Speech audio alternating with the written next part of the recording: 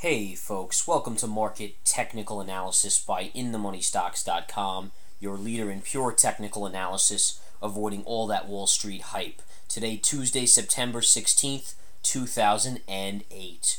Well, it was up there amongst the most volatile days I have ever seen as a trader, and I guess I've been saying that a lot lately, but this just gets crazier and crazier, folks. The markets were down, up, and then closed higher on a major rally into the close as it looked like AIG was going to get a little bit of a bailout going. Now, as of now, after hours, that's all changed. Now the stock's getting crushed again. It basically had moved up. The stock, take a look at this, folks. I'm going to show you the chart. Let's get right into these charts because I want to show you these charts. The stock early on hit a low of $1.25. This is really at the open on the day. All right, from there it bounced up to basically $4. Retraced down to $2, traded sideways back up to about $2.50 to $2.80, came back down to around $2, spiked to $5, and then resold off to close at $3.75. Do you guys realize, and I hope you all do, the percentages we're dealing with here, all right?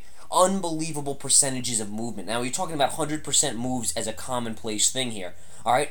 From $1.25 here to $5, unbelievable. You're talking 200-300% moves. Okay? Now, the craziness of it all, folks, is as I'm doing this video, it closed at $3.75. Now it's back down to $2 after hours. As, things aren't looking quite as great for the bailout. Now they're talking about a possible lending scheme with the Fed would lend them money. It's getting kind of crazy and complicated. But the long story short, folks, is that into the close, this thing rallied the markets along with the hearing from Morgan Stanley on earnings. Earnings were reported from Morgan after the bell early to try and calm the markets. They turned out to be good earnings. The stock is really trading around flat after hours, though, but the futures are getting hammered again here after hours, down 15. Now, that's going to all change, and I want you guys to realize that, okay? As I'm making this video, I will tell you right now that you're either going to see the futures down much, much more tomorrow or higher, and I mean much higher. All right, and why? Well, because AIG has basically a deadline. Now, the deadline is that there's no actual deadline, but if they don't get a deal here by tomorrow, basically the talk is that they're not going to be able to survive and they're going to have to file for bankruptcy and so forth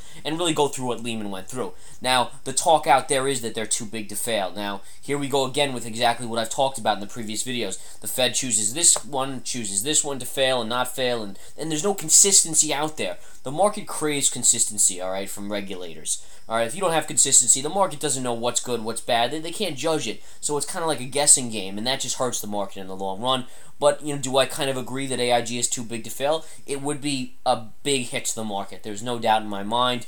Having said that, who knows what happens? We'll have to wait till tomorrow. But I will tell you this, that today's volatility, I'm going to show you the ES intraday chart, was absolutely insane. Look at these moves today.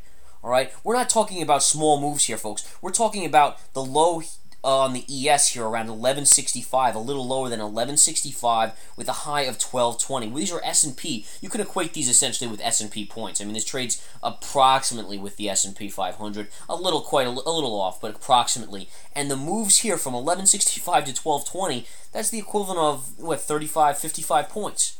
All right, unbelievable volatility here in the markets. And look at the moves. It's not like it just went straight up or straight down. You had a sell-off here of huge magnitude of proportions. All right, basically from 1200 down to 1165, or then a move back up to 1200 or over 1200, then a sell-off back to 1180, then a retrace up here back to 1200 where it kind of consolidated, then got sold off on the Fed news when the Fed came out and said we're not going to cut rates. But then the Fed planned it out perfectly because they said, and don't think that this isn't going on, folks. I mean, let's be realists here. All right, and I'm all about being a realist. You guys know we tell the truth. We try to be straight up with you guys. The Fed knew they weren't going to cut rates ahead of time. They also knew that as soon as they reported that, the market would take it in a negative sense. So they said, okay, well, let's release this news 10 minutes after that to buoy the markets up about the AIG possibly bailing out AIG. All right, well, that's great. And don't think they also didn't know that Morgan Stanley was going to report after the bell today and also was going to possibly beat, and they did beat on earnings. So it's all kind of coordinated to make sure the markets are as stable as possible. So if you're going to announce something negative, you got to announce something positive. And you can see right here the negative fact of the Fed not cutting. Then right after that, AIG news comes out, or speculation, I should say speculation, because it wasn't substantiated, and as of now, AIG is getting crushed, so that's, that's all speculation here. But it was enough to rally the markets. then you had a little dip here and a rally into the close. Now, after hours, we obviously have AIG getting hammered. That's taking the futures down. But my point here is, folks, it is one of the most dangerous, volatile markets out there, and this is a trader's market. I've said that for the last 2 weeks, ever since this started. It's a day trader's market. You're in there for the scalps intraday, and even then, it's a high-risk environment. But swing traders, look, what are you going to do as a swing trader? If you have a stop out there, don't tell me that your stop isn't going to get triggered in something of this mess as this market's flying up and down.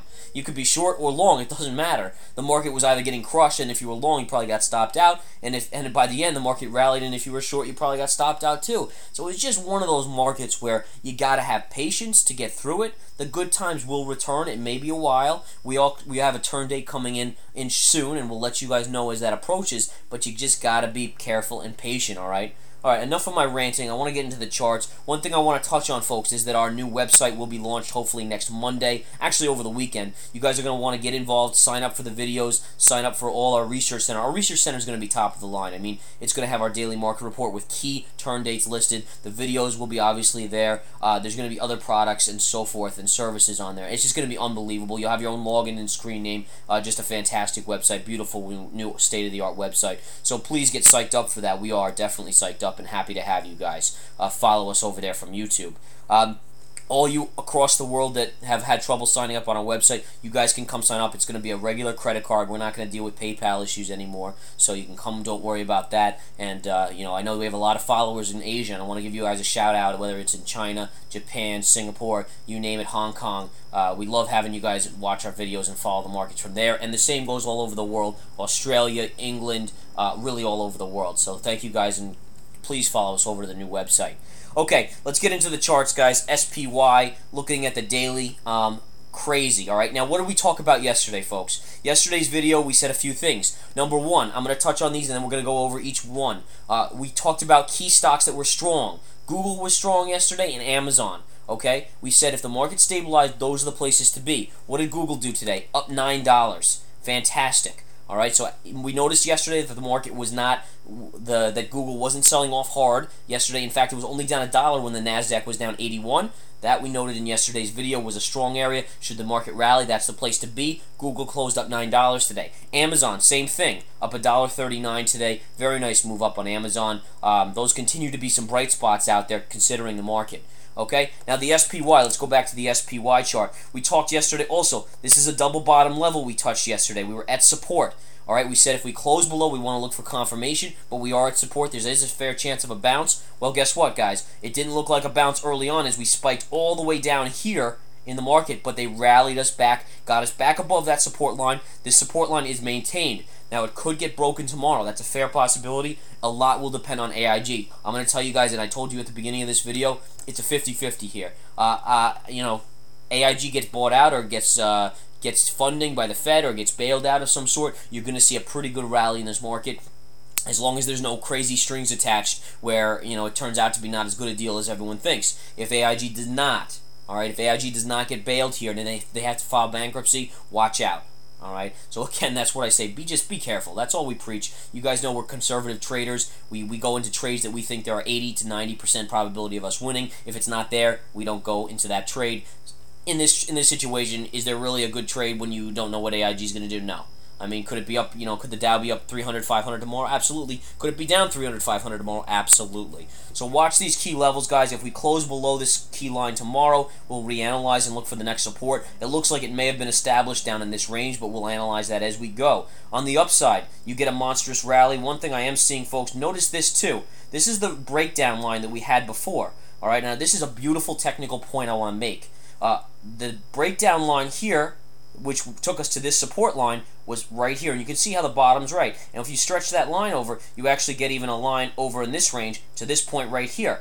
All right. Now notice where the market went to. It went right into that resistance and closed right there. And that's why technicals are beautiful. I mean, you can if you can understand the charts and do them all correctly and analyze them correctly, you're going to know every support and resistance, every place you should take profits or buy in or give it a shot, as long as you maintain a stop. And if it breaks, where is it going? All that stuff is told here. And obviously on the new website, we're going to try to encourage more learning and all that stuff. and it's all part of the new website. So keep that in mind. This is resistance right here. Should we break above that, well, then you have somewhat clear sailing to, looks like minor resistance right around here, and then after that, the 20 and the 50 moving average right up here. So those are the upside angles of this market. All right, would it surprise me to see a move all the way up here? No. Would it surprise me to see a move all the way down here? Absolutely not. We talked about that, folks, okay? So keep a watch on that. NASDAQ was up about 28 points today. The Dow was up 141, and the S&P was up about 21. Solid bounce back after an ugly day, but we have to see what happens tomorrow with this AIG. Let's get a quote on AIG before we leave on this video tonight. And AIG right now is trading at 206 by 208, down about $1.70 or so from the closing price of $3.75. Again, that's all going to change by tomorrow, folks. Again, come join the chat room. Fantastic learning environment, fantastic trading environment. There are some great traders in that room. Everyone can benefit, even if you're not a trader, from there. Join the Swing Trade Alerts. The new website will be up on Monday or over the weekend. Start looking for it. Have a wonderful evening, guys, and be safe. Take care.